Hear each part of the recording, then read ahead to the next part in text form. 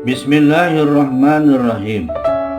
Manaqib Syekh Abdul Qadir Jailani Qaddasallahu sirrah, di antaranya Manqobah ke-29, Raja Jin mengampuni murid Syekh Abdul Qadir yang membunuh anaknya. Ulama Baghdad meriwayatkan bahwa di Baghdad ada seorang ulama. Seusai sholat Jumat, berangkatlah ia diiringi santri-santrinya berziarah ke pemakaman. Di tengah perjalanan ia menemukan seekor ular hitam yang sedang melata. Dipukulnya ular itu dengan tongkat sampai mati. Setelah ular dibunuh, langsung saja alam sekitar daerah itu diliputi kabut kelam dan menjadi gelap. Para santrinya tambah terkejut karena gurunya mendadak hilang. Mereka berusaha mencari di tiap-tiap tempat namun tidak ditemukan. Tiba-tiba gurunya muncul kembali dengan memakai pakaian serba baru. Mereka heran dan segera menghampiri gurunya sambil menanyakan kejadian yang telah dialaminya. Kemudian diceritakannya bahwa sebenarnya kejadian itu begini asal permulaannya. Tadi, waktu cuaca gelap, aku dibawa oleh jin menuju sebuah pulau. Lalu aku dibawa menyelam ke dasar laut menuju suatu daerah kerajaan jin. Dan aku dihadapkan kepada sang raja jin. Pada waktu aku bertemu, dia sedang berdiri di atas singgasana mahligai kerajaannya. Di hadapannya membujur seekor mayat di atas panca persada yang sangat indah bentuknya. Kepala mayat itu pecah, darah mengalir dari tubuhnya. Sejurus kemudian sang raja jin bertanya kepada pengawalnya yang membawa aku, "Siapa yang kau bawa itu?" Para pengawalnya menjawab, "Inilah orang yang membunuh putra tuanku, Raja." Lalu raja jin menatap tajam padaku dengan muka marah. Wajahnya merah padam. Dengan geramnya raja jin menghardikku, "Mengapa kamu membunuh anakku yang tidak berdosa?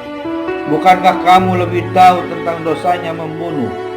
Padahal kamu katanya seorang ulama yang mengetahui masalah-masalah hukum." Dia berkata dengan suara lantang, muka berang menakutkan. Segera aku menjawab menolak tuduhan itu. "Perkara membunuh anakmu aku tolak. Apalagi yang namanya membunuh, bertemu muka pun aku belum pernah." Raja jin menjawab, "Kamu tidak bisa menolak. Ini buktinya, para saksinya juga banyak." Lalu dengan tegas tuduhan itu kusanggah, "Tidak bisa. Semuanya bohong. Itu fitnah semata." Para saksi jin mengusulkan supaya raja memeriksa darah yang melekat di ujung tongkatnya. Lalu sang raja bertanya, "Itu darah apa yang ada di tongkatmu?" Aku menjawab, "Darah ini bekas cipratan darah ular yang kubunuh." Raja jin berkata dengan geramnya, "Kamu manusia yang paling bodoh. Kalau kamu tidak tahu, ular itu anakku." Dikala aku bingung tidak bisa menjawab lagi sehingga aku pusing, bumi dan langit terasa sempit karena sulit mencari jalan pemecahannya. Raja jin melirik kepada seorang hakim, selalu aparatnya, dan berkata, "Manusia ini sudah mengakui kesalahannya. Ia telah membunuh anakku. Kamu harus segera memutuskan hukumannya, yaitu ia harus dibunuh." Setelah jatuh keputusan, aku diserahkan kepada seorang algojo. Pada waktu kepalaku akan dipancung, algojo sedang mengayunkan pedangnya ke arah leherku. Tiba-tiba muncul seorang laki-laki tampan, bercahaya, sambil berseru, "Berhenti! Sekali-kali jangan kau bunuh orang ini. Ia murid Syekh Abdul Qadir." Sambil matanya menatap mata raja jin dengan sorotan tajam. Lalu ia berkata, "Coba, apa jawabanmu kepada Syekh kalau beliau marah padamu karena membunuh muridnya?" Raja jin melirik ke arahku sambil berkata, "Karena aku menghormati dan memuliakan Syekh, dosamu yang begitu besar kuampuni. dan kamu bebas dari hukuman.